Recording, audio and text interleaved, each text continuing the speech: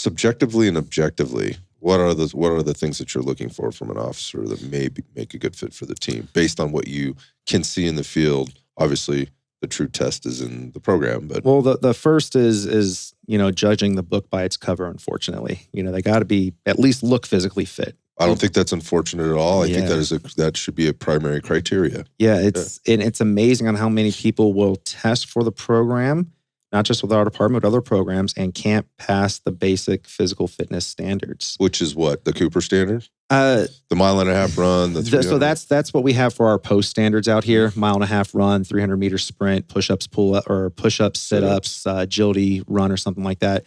We have that for our academy and our hiring process, but our SWAT team has its own physical fitness standards that involves a run, dummy drags, gas mask, pull-ups, ramming a door, picking up gear, running it around, getting up ladders, getting on top of stuff, shit like that. And it's amazing where they'll fail at the pull-ups. And it's like, we just want you just as an introduction to do 2 pull-ups. Strength matters, man. Just 2 pull-ups. We just want you to do 2. Just 2, please, just 2. Like we change it now to 5 for our full-time guys. But just give us 2 pull-ups. That's it. And they can't do it. It's amazing how many people think that their neck actually gives them the strength to pull themselves up. So they're like, I'm almost there. And like, well, stop moving your neck and use your actual back or something like that. Chicken. Yeah. So I'm like, well, he's using his neck and that's not going to work. But that's the first thing that we're looking for is like, hey, are they physical fit? Then we're kind of getting a gauge on talking with their squad mates, with their supervisors. If they're coming out of the academy, like, hey, is this someone we need to watch? So we're talking with TAC staff supervisors, like, hey, how are they? Oh, he's a real arrogant piece of shit. Oh, okay, well, he's done. Right. Okay. He says he wants to come to SWAT, and he listens. He's not the brightest bulb in the batch, but he can be groomed. You're like, all right, cool. So maybe keep an eye on that. So we're looking for physical fitness. We're looking for being able to be coachable. How do you fit in a team setting when it comes to that as well? Okay, so how do you evaluate that part? Sorry, I don't mean to. Yeah. How do you evaluate that part given they're not on the team yet? So we evaluate based off of talking with their supervisors. How do they interact with their squad mates when they're on calls for service? Do they help out? Or are they the first to leave? Are they first to arrive? Okay. If there's like, hey man, can you go fill out this vehicle impound form for me? Be like, no, and they like just walk away or just do whatever. You're like, dude, he just needs a little help. Or the guys who won't jump hot calls, they'll sit there and be like, hey, this person's being stabbed at this intersection.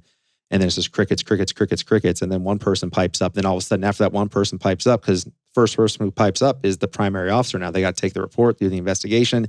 And then after that, all of a sudden, this person's available, that person's available. Like, you lazy motherfuckers. Like, I was actually doing something. And I was like, well, shit, I might as well clear this to go do that. Because apparently no one's available. And then as soon as so when I was on the road, if that happened, I heard that so-and-so and so-and-so and so-and-so was going. I said, hey, assign so-and-so as primary. So in dispatch, like, okay.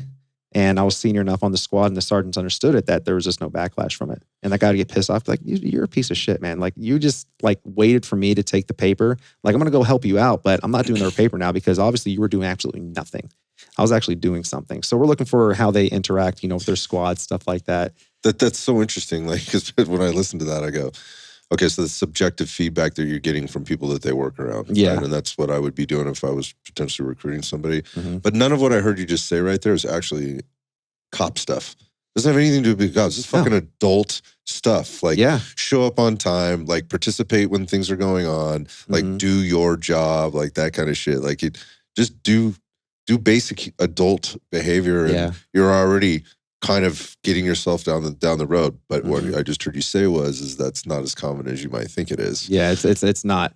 So sorry. You're good. So I was going through that. So you give me the kind of subjective stuff, and then I asked you how you evaluate it, but there's other criteria. What's that? And then just how they handle stressful situations. How do they handle these calls for service? How do they perform with a firearm? How do they perform defensive tactics? Are they actually doing something outside the department to make themselves better? That's skills. Like a huge thing. Like, skills can be learned and taught as well. Like, do you have the foundation that we can build upon? And usually that's someone who goes out on their off time and they're trying to put in a little extra firearm training. They're attending classes. They're going to a jiu-jitsu gym, a boxing gym. They're doing something. They're constantly working out. That's one thing that I say is that, especially when I teach the academy and when we're talking about like just working out, just get off tangent for a minute. just working out. Like, hey, how many people, attend a gym here? LVAC, 24-hour fitness, or any other gym in the Las Vegas area. And like, okay, do you consider that, training? Are you training? And they're like, yeah. How many people train for that fight that you're going to get in when you're on the road? And they're like, I do. Well, I go to the gym all the time. Okay, that's not training.